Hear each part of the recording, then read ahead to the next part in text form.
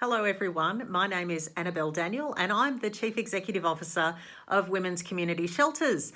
And welcome to our July newsletter, once again from lockdown. And a brief update there, our shelters are working incredibly hard, and I'd just like to say a huge thank you to all of our local shelter boards, shelter managers and shelter staff who are just working through incredible conditions to make sure that the women and children in our shelters remain safe, are less anxious and stay COVID free. It's been a huge effort across the shelter network, and I really can't express enough gratitude to everybody who's been a part of keeping women and children safe.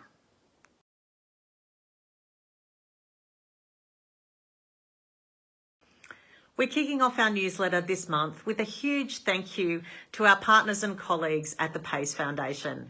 When we first partnered in 2017, it was an ambitious idea to use housing that was underutilised to provide safe additional beds for women and children who were leaving homelessness or domestic and family violence.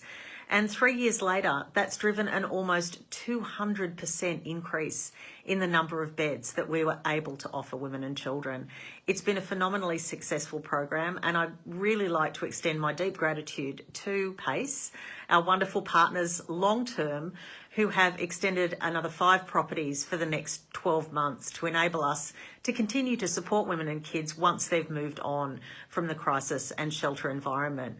This really is a unique program. We're bringing many more partners under the Pathways Home banner, and we can certainly do incredible things with underutilised or unoccupied property that's fit for residential use.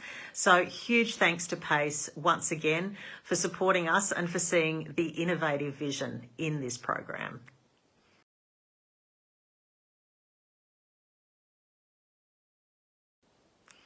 It's the beginning of a new financial year, but it would be remiss of me not to mention and thank all of our wonderful donors and supporters who really got behind our end of financial year campaign in June.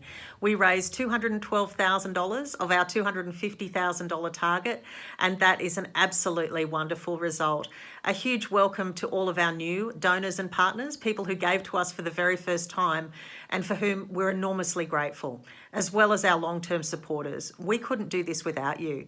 Women's Community Shelters is reliant on fundraising and philanthropy to do the work that we do and to work with local communities to establish new shelters. So huge thanks from me to everybody who's donated.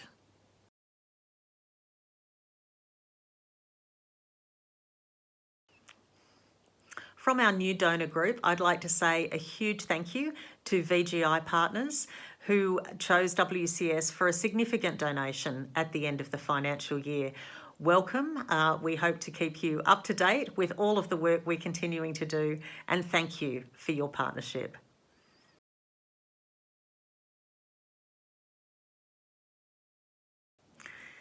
This month, we're continuing our staff spotlight. And this month, we'd like to talk about the amazing Liska Dowd, who is our Business Manager of Capacity and Operations. Liska has been with Women's Community Shelters since 2014, and she was the first person to come to the organisation to work alongside me. She's had many different roles over the course of her time with WCS and has worked dedicatedly to support women and children and the shelters as part of establishment and their ongoing operations. So a little bit more about Liska below.